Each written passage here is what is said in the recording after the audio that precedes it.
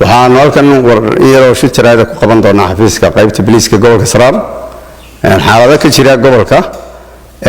saaka waxa ka bilowday gobolka Daharaad iyo kacdoon ay sameynayaan dad shacab kuwaasoo markaa ka mid ahaa dadkii soo doontay qaramaynta in la qarameeyo wax huba sidan wax qoryaa sidan kuwaasoo runtii muddo halkan joogay waajibaadka ay sugayeen waa in la qarameeyo laakiin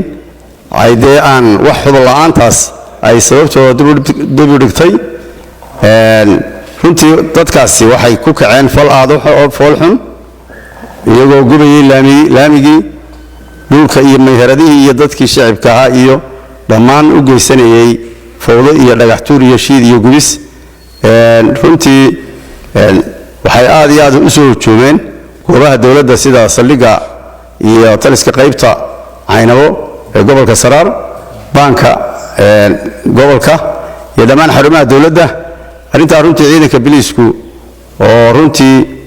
aad iyo aad dadaal badan uga sameeyay waxay ku sameeyeen runtii inay ka joojiyaan ciidankana waxa ka soo gaaray dhaawacyo badan ciidan badan baa dhaawacyo ka soo gaareen sahlan hana u daran kulay taliyeenkii hore qaybta oo nabaweyn oo dakhri ka soo gaaray ashaana dhaxay Abubakar Warsane runtii dadkaasi waa dad dhalinyaro ah sifo sharci darro ah wax ku doonaya muwaadinku hadduu doonayo qarankiisa inuu u shaqeeyo inuu si asluub iyo nabadgelyo wax ku doonaa loo baahan yahay laakiin ma arintani arrin lagu gaarayo in qaranka lagaga helo wax qasab oo markaa aan waqtigan u diyaarsanayn maaha waxaan uga digayaa qof kasta oo arrimaha ku fikiraya inuu ka waantoobo uusan hantida ummadda shacabka laamiyada goobaha dawladda in uusan markaa faldambiyad noocaas ku samayn sidaana ku doonin inuu si qasaba wax ku helo arrintaasi waa arrin daba soconaysa nin kasta oo arrimaha ku lug leh waxa way dawladdu indho quraacay leedahay ciidanka biliiskuna isaga ayaa u xil saaran inuu wax ka qabto cid kasta oo faldambiyeedkaas ku lug leh rag baa la garanayaa dhaawacyo geysteen kuwa ka dambeeyo loo yahay tallaabooyin baa laga qaadaya waxaan leeyahay uga digaya inaan waxa soo dambe dhicin in ay si asluub iyo dadnimo haddii qaranka ka helaan qaramaynay sugaan haddii kalena nin walba uu noolaa uu shaqaysanayay dalkiisa iyo dadkiisa oo jaanis kale ka eegto xilligii jaanis kale u soo maro laakiin aan sifa nabadgelyo xumaa waxba cidna laga yeeli doonin inay ku kacdo waxa weeye waxaan aad iyo aad ugu boorinayaa dhalinyarada aan leeyahay falkaas oo kale ayuusan dib u soo noqonin cid kastoo ku lug lena waa lagu xisaabtamayaa wax u geysatay hantida qaranka iyo ciidanka iyo cid walba waxa weeye waa lagu xisaabtamayaa waynu isgaranaynaa ilmaadeen waa inta isgaranaysaa leeyahay waynu isgaranaynaa hebel baa la isu garanayaa dambiganina waxa weeye mid damay doona maaha dabalgelkiisu insha Allah waxaan ku soo gabagabeynayaa aan uga digayaa inay ka waantoobaan arrimaha inay ka waantoobaan ayaan uga digayaa in si qasab waxba ku doonin haddii helaana ay sugaan haddii la waayana dadkooda ay ka mid noqdaan oo waxa weeye kuwa wareysataalkan laga celiyay ma qaranku xaddi iyo tiru qaadaya wixii uu qaadanayna uu qaatay wixii kale uu qaadan doonana madaxda qaranka iyo hay'adaha ay qusaysaa iyaga haddii alla inoo ka talin doona wuxuu warbixin waafi ah inaga siiyay sida wax u dhaceen barnaamijkii ka horreeyay maxaan kugu sheegay xogta sida aan u tilmaamay aan kaga hadlay buu u sheegayaa uga dambeeyay markaan muuqaalkan duubay asaga ma soo hadlin haddana xogta annaga inaan ka keenayna badda salka wuxuu garan kartaa sida aan ku warramay buu hadda u sheegayaa oo aragtaan muxuu ku leeyahay wuxuu yiri dad yar oo boqol wax gaaraya oo doonay in la qarameeyo hubna aanan wadan yaa dhibaatada ma taqaanay sameeyay hubna ma wataan xataa qaarkood qaangaar ma taqaanay ma ahan waxayna leeyahay la qarameeyo ciidankana lagu daro iyaga ma taqaanay bilaa dhibaatada oo xitaa taliye booliis bay dhibaato geysteen oo dhaawac soo gaaray dad shacab dhibaato soo gaartay burbur hantiyeed oo ma taqaanay yaa jira isku socodkii gawaarida ma taqaanay yaa istaagtay meelo badan mataqaana ay dhibaateeyay sida mataqaana wuxuu sheegay bangigi wuxuu sheegay mataqaana meeshii booliski wuxuu sheegay meel ba matirinay waxa soo dheer mataqaana lacagta ay mariyeen oo taayirre mataqaana gubayeen hantidii mataqaana way baabi'iyeen marka Cabdiraxmaan Ciro mucaarad badan ba hadda dhaqso ku kacay dee muddo yar buu joogaa ogow muddo yar uu joogaa oo boqolkii maalin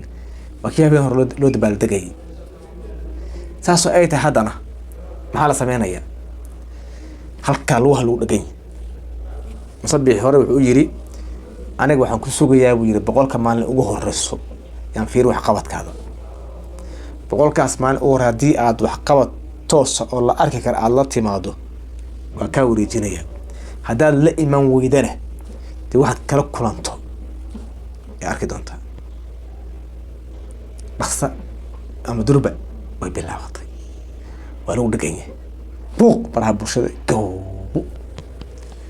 wasiirkiisa madaxtooyada haweeneyd mataqaana hadal darad uu soo jeediyay ee dadka mataqaana aad uga falceliyeen kaasoo ahaa ciidankeena tan iyo markii annaga xukunka aan qabanay weli furun dagaal kamay soo cararin lama soo ceersanin nimankii qalaasiyada ee gacanta fududa maysan soo ceersanin hal maalin bay diraya buqudhankeer waa kii laga soo qabsaday oo meelo badan laga soo gubay mogta way ka soo carareen asaga marka wuxuu yiri ciidankeena weli may soo cararin marka wuxuu ku tusinayaa ciidanka Soomaaliland weli inay yihiin heegan u yihiin ay cararaan oo ay baxsadaan naftooda la baxsadaan tiiba buuq badan mataan yaa dhalisay marka mudaharaad iyo mucaarado iyo howlo badan baa socdo beesh sawir awal arkaysan waxay samaysatay calan iyaga ilaahii bay samaysteen waxay ay tiimay markii Soomaaliland ay halka u dabaaldegayaan annaga calankan ba u dabaaldegaynaaba halkan baan joognaa Hargeysa annaga iska leh barbar annaga iska leh Gabiley annaga iska leh halka annaga iska leh inta kala ma taqaan meesha ka timaad way garanay Burcay aynaha ku noqdaan halkaas ay taagan yihiin iyagan marka qayli badan baa baraha bulshada yaa ka taagan baraha bulshada kalimaha gudaha lafteeda marka horta xukuumadantii hore waxba ma uga bedelantahay oo ah xukuumadii hore adigoo gudaha joogo intaad mucaarado waxa doonto ma sheegi karin dad yar baa sheegi jiray Jamac Shabeel iyo dad lamid ah ee hadli jiray inta kale saa qofku hadlaaba kabta afka laga saari jiray dam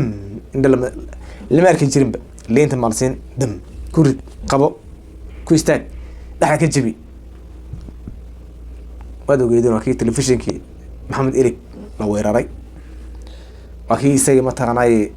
mudaharaad uu tabini maalin intii la qabtay sanad gudaha lagu rido 6 bilood soo dhameystay cid hadli karta mala shib Allah musu musantara bankii loo bixiyay marka wada geedin hadda marka Ciro hadda dadka waxay haystaan caaw ay ku hadlaan ay haystaan intaasna waa inta ugu horeeyo xukuumadda marka bilowga ay tahay way shay kasta marka bilow uu yahay waa noocaas laakiin marka xogaa la joogo oo xukuumadda meesha ay la qabsato waxa weeye inuu ka daraan doono muxuu ahaa Muuse waa taas banaanka taala ciidan taan lama weydiinayo waayo xukun kasta meesha imaado sidoo u sii haysan lahaa ugu talagali markaas aamusiinaya cid kasta oo asaga mucaarada taana wax jiro dunida dhanka jira weeye wax ma taqaana qof kali ku kooban ma taqaanay ma wadaad duu yaa xitaa oo diinta garanaya hadii maanta meel loo dhiibo oo uu garanayo ma taqaanay waxan dhibka ka imaanayo uu og yahay oo aakhira cadaabka dambeeyay ciqaabta adduunka uu garanay kulli hadii meel loo dhiibo xukunkaas uu ilaalsan lahaa wax kasta ma taqaan u sameynaya marka shaygan xukunka la yiraahdo ma taqaan waa dhib badan yahay marka aynabo wixii ka dhacay oo xogta hada taliyaha uu idin la wadaagay arkayseen weeye inta sanbaraha ku soo afeerada waa la wadaaga saaxiibadii